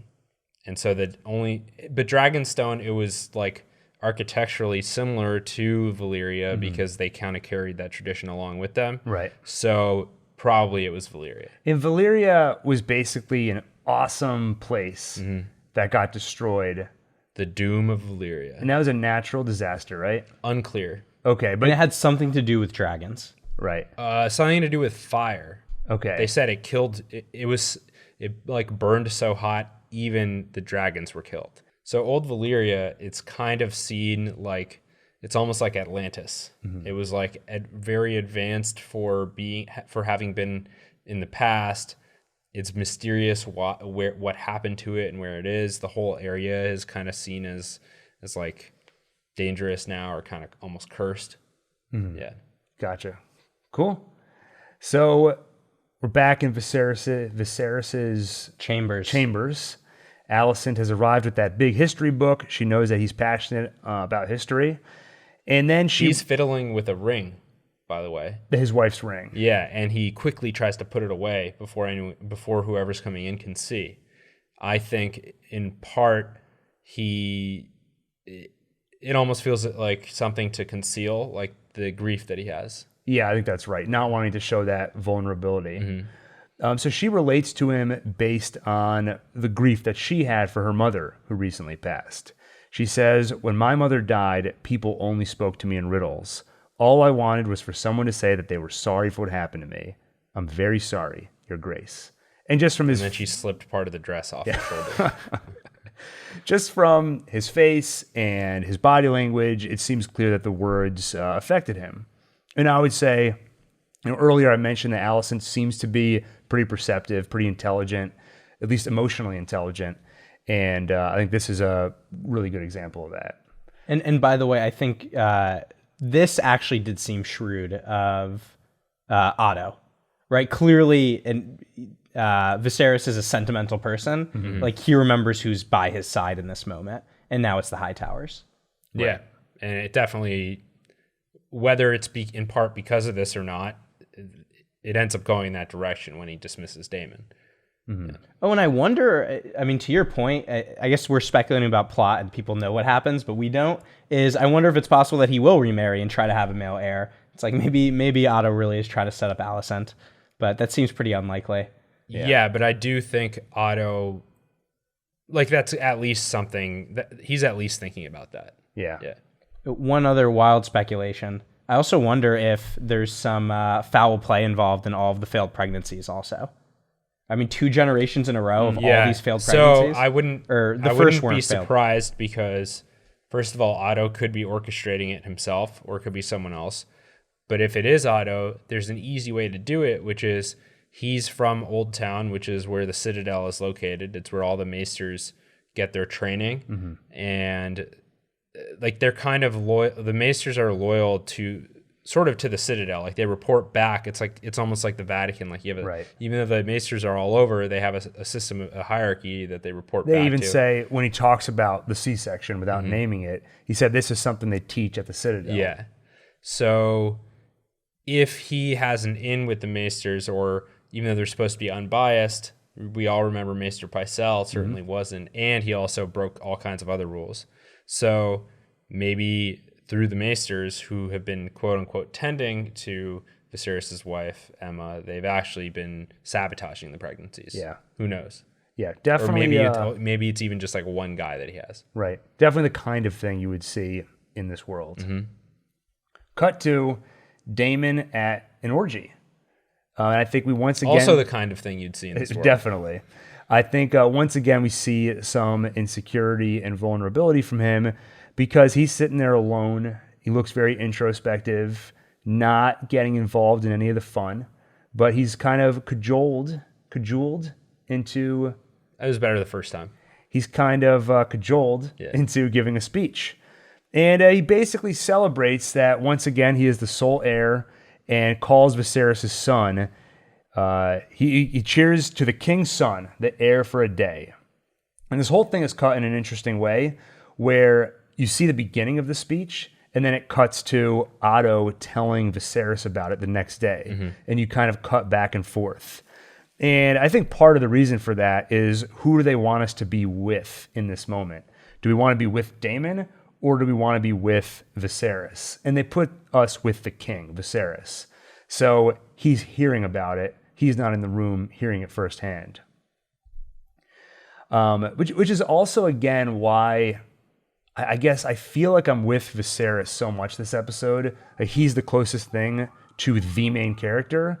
And I think that's partly why I see Daemon as this monster, because he just feels like he is against my guy. Well, you know? and that cut is also unfair to Daemon, right? Because Daemon is clearly insecure and kind of sad in that scene, but we don't actually see. He looks melancholy. Yes, right. But we don't see the whole speech, and so we're not given the opportunity to actually be with him. And so it's easy to take Otto's side and say he's a monster. And it's also, you cut out from the speech and you just hear the most offensive part because this is basically what Viserys is hearing. Right. And maybe that's intentional. Maybe we are meant to be on Viserys' side and have a bias against Daemon, only to be surprised later as we kind of peel the layers and start to get to know him better. And that's how Daemon feels, right? He feels like there is this bias against him. Yeah. So it's an interesting choice. And it feels like an intentional one, which I like. And one more thought on that scene. Is he saying this? Is this all part of that show, of his swagger? Like, I am supposed to now give a speech where I talk about how glad I am to be the sole heir. That's how I take it. Yeah. Daemon is called to the throne room. And for the first time this episode, we see Viserys sitting on the Iron Throne, looking like a king. And he demands to know, did you say it? Daemon admits he did. And I love his excuse. We must all mourn in our own way, Your Grace. It's actually kind of true, though. Yeah. Yeah. Upon first watching, I think we all kind of thought, like, we all laughed, I think, when we heard that line. The second time I watched it, I actually thought, this is genuinely, like, he's telling his brother, like, yeah, like, I am grieving also. Right. I think it was genuine. It looks like he was grieving when he was at the brothel. And, like, it wasn't his idea to give the speech. You know, I think he was just there. He wanted to be surrounded by his men, and basically he was like being the Gatsby there of like spending all this money and throwing a big party for them while he was off sulking in the corner. Right. And it's hard not to think of the funeral where he did seem genuine when he said to Rhaenyra, your father's going to need you now more than ever. So yeah, I think you're right. The grief is real. So I guess the more we talk about him, the more intrigued I am by the Daemon character. Yeah. But it does make me wish they showed him as a little bit less brutal or potentially killing innocent people earlier. Yeah, that is kind of, if you took that scene out, which obviously you couldn't, it's pivotal to, well, I guess you...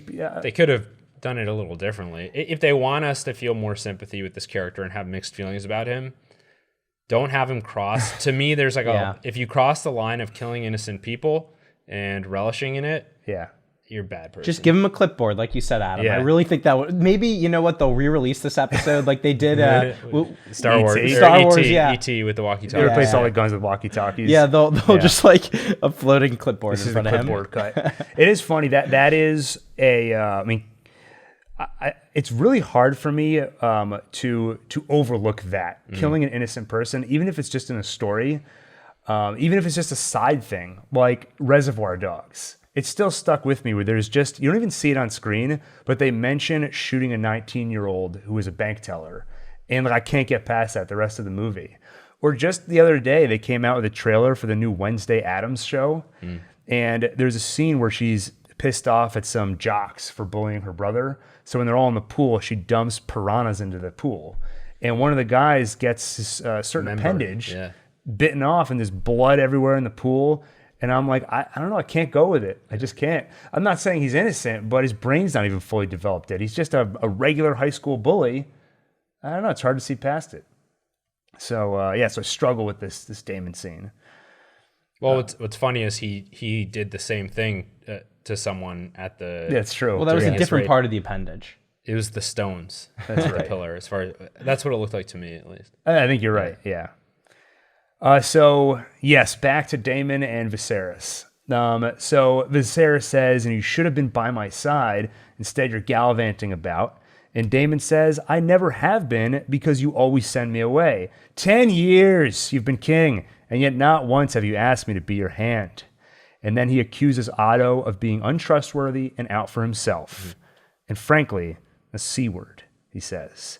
And Daemon says, "He doesn't protect you. I would." Viserys asks, "Protect me from what?" Daemon explains, "Yourself. Yeah. You're weak. The council knows it. They all prey on you to their own ends." He's not wrong. Yeah. Kind of brilliant, I have to say, because it is one of those things where once someone points it out to you and then you rewatch the episode, you're like, he's kind of right. I didn't Yeah. see it as much the first time, but going back and watching it again, it felt obvious. Yeah. And then you see, right, like Daemon's in that brothel. He's like sad and lonely, and he actually wants to be with his brother, but he can't be by his brother's side. And that's like maybe all he's been wanting the last 10 years. Yeah. And I think that's a pretty impressive trick that the writers pulled off. He's like Jimmy McGill. He wants love and approval from his brother. And that's what I have written here. Oh, yeah? This is a classic Jimmy and Chuck situation. Because you get, and for anyone who doesn't watch Better Call Saul, basically what I'm getting at is clearly Viserys and many others view Daemon a certain way. And when everybody tells you you are something, to some extent it turns you into that thing. So maybe Daemon was a little untrustworthy. And then 50 people said to him, "You're untrustworthy. We don't accept you." And that causes him to act out and fulfill what people are trying to paint him as. And we see a little bit of this dynamic here between Viserys and Daemon. They both feel wronged by the other. And it's a fascinating conflict. And I love that beneath all the violence we know we're going to get, there is this interesting psychological element. Yeah, and it's brutal for Daemon, right? Now he gets pushed away by his brother. And I mean, we've only seen two people that he seems to actually be close with, his brother and his niece, right? And now he's pushed away from them. And then at the end, we see him with the Lady of the Night, right? It's like, he no longer has his family, and now he's just surrounded by his sort of sycophants. And we can imagine what that's going to do to him, over time. Yep. So Viserys names a new heir, Rhaenyra. He sends Daemon back home to Runestone, and as Daemon leaves, Viserys notices a fresh cut on his hand from the throne. This was, he publicly humiliated his brother here, and I think it was like an intentional show of strength, but a misguided one. Not that public, right? Just in front of the bodyguards. There was no one else in the throne room. Everyone's going to know, though. Yeah, that's a good point. Yeah, that he was looked over, and literally he was such a bad successor, they're going to break a century of tradition and name a female to sit on the throne. Yeah, fair enough. And part of me thinks that the king feels unnatural doing this and acting this aggressive. The way he's holding that sword in his hand, and like he's letting the point rest on the ground, which first of all, like feels like it would be bad for the sword, but he also at one point kind of spins it or rotates it, like as if it's not a serious like object or something that you use to kill people. Like it was almost felt like a nervous tick that he did. And then the way he cuts himself on the throne, like as if it didn't already look this way, it's a more heavy-handed way of saying he's not up to this task. Yeah. Again, this isn't him being himself, right? He's now just doing sort of like Otto Hightower's bidding. And Daemon sees that that's what's happening. People who spend their time carving fantasy worlds or like painting Warhammer figurines or something, which is the equivalent, they don't belong on the Iron Throne. Yeah, and that's not an insult, because I think the most people who do belong in there are bad people. Yeah, I think that's right. And I also think it's the way you paint the figurines. If you or just if you use it as a way to kind of sulk off when responsibility is needed from you, like a major decision needs to be made and you're hiding out in your room, then maybe you're not fit for that throne. We're in Balerian's shrine, which just looks awesome. Giant dragon skull, candles everywhere, and Viserys meets with his daughter, and he asks her, "When you look at dragons, what do you see?" And she answers, "I see us," Without dragons, we're just like everyone else. And Viserys basically says that's the right answer. He says the idea that we can control the dragons is an illusion. They're a power man should never have trifled with, one that brought Valyria its doom. If we don't mind our own histories, it will do the same to us. Targaryen must understand this to be king or queen. Basically, if you don't have an appreciation for that power, it's going to destroy you. And then the or queen moment is him saying to her, you're going to be queen. Yeah. He apologizes to her for wasting so many years wanting a son. He overlooked her. And we're cutting back and forth between this conversation and her sort of swearing in. Mm-hmm. And he warns her that the Iron Throne is the most dangerous seat in the realm. And I think a lot of complicated emotions, again, for Viserys. Because there is an element of, I was wrong all along. You should have been the heir. But there's also an element, I think, of feeling guilty over the death of his wife and wanting to kind of make up for that. A lack of any other options. But I do think probably the overriding thing, and if you were to ask him, he would say, she should have been heir to begin with. Mm-hmm. And I'm realizing my error now. And then he says, something else I need to tell you. And he tells her how Targaryens have dreams which tell the future. Aegon had one dream about a long winter that will destroy, whatever lurks in that winter, will destroy the world of the living. And when he says that, I said they're cutting back and forth at the swearing in. They cut to a Stark, giving his little thing about how I'll be loyal to you. And he says that when the great winter comes, all of Westeros must stand against it. And if the world of men is to survive, a Targaryen must be seated on the Iron Throne, a king or queen strong enough to unite the realm against the cold and the dark. Aegon called his dream the Song of Ice and Fire, and he puts his hand on a dagger on his belt, the same dagger that one day Arya will use to kill the Night King. And the same dagger that... wait, let me try to remember. It's an assassination attempt, right? Yeah, the person who tried to assassinate Bran. That's right, yeah. And so this dream is a secret that's been passed on, throughout the generations. And okay, so on the instant take, on first viewing, we're all feeling raw about the way that Game of Thrones ended. We weren't happy with it, personally. So to be reminded of it, and specifically be reminded of the element that was built up over the years and felt like it ended in an unsatisfying way, to be reminded of that wasn't great. No. I will say on rewatch, trying to distance myself from that, I don't hate this. I wouldn't, yeah. I mean, if not for how Game of Thrones went, this scene would have been fine and it probably would have been effective. But instead, it just made me angry, and felt also like they're still trying to build this thing up as though it's this looming threat when we already know it turns out to be a complete joke. Right. Now they will, I think, be able to use it in an interesting character way because it gets added into the mix of things that... Yeah, it weighs on him. Yeah, on him. It's going to weigh on Rhaenyra. Now she has... Now, I was thinking about this because you want to see what kind of ruler she's going to be. Is she going to be a benevolent one? And now it does feel like there's a little bit of an artificial push in that direction for her to try and unite people. And I kind of want to see her decide to do that on her own because she believes it's the right thing to do. And this tarnishes that a little bit. Go ahead, Daniel. Well, I was just say it's another example though of the way that dreams sort of corrupt and push people, right? Like this dream is now going to change who she is, right? Because the dream is now an excuse to chase absolute power. And that's a good point because he does specifically say a Targaryen must rule. So I guess I retract that statement. It's awfully convenient. Yeah, exactly.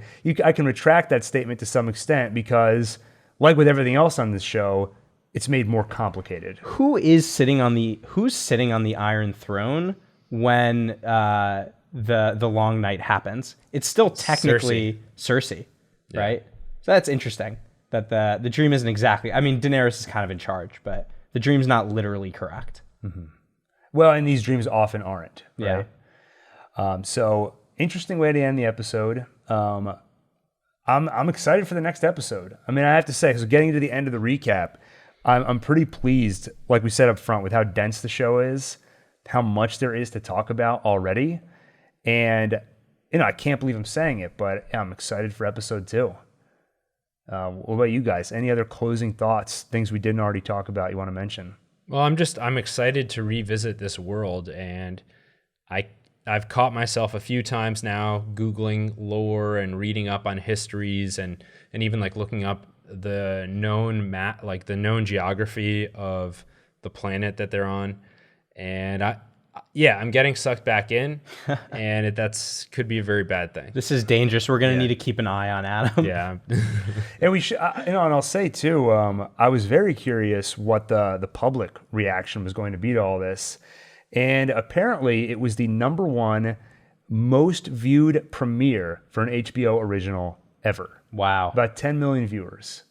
And I don't know, I'm not sure what I expected going in. I don't know if I'm surprised by that or not. I figured it's got to be big. Even people who felt like dissatisfied with the way Game of Thrones ended, it's hard not to be curious. And you do remember the good old days. I mean, there are things we love about the Game of Thrones world. Like you said, looking up some of the mythology. Mm-hmm. I was doing that today, and it got me really excited to maybe go read the books finally, which I've only done a little bit of that. It's a rich world. There's so much cool stuff in it. I'm excited to be in that world again. And we'll be here every week to talk about it. So I think with that, we can wrap it up. And if you're new to the podcast, then I'll just tell you, we do this twice a week. We do an instant take right after the episode airs. We do that live, and I'll put a link in the show notes if you want to check out our YouTube channel where you can participate in that. You can hang out in the chat, tell us what you thought. And then 2 or 3 days later, we'll come back with our full take, like this one, where we do a full recap and analysis. If you want to hang out with other fans of the show and just have an ongoing conversation about House of the Dragon, check out our Discord, link in the description. And finally, if you want to support the show, check out our Patreon. We have a few different tiers on there, doing exclusive videos, exclusive content, confessionals, behind the scenes stuff that's too hot for YouTube. That's right. This is hotter than Cyrax's breath. Nice. I'm Gil. I'm Adam. I'm Daniel. And this is Talkin' Targaryen. Mm-hmm. And with the birth of this heir,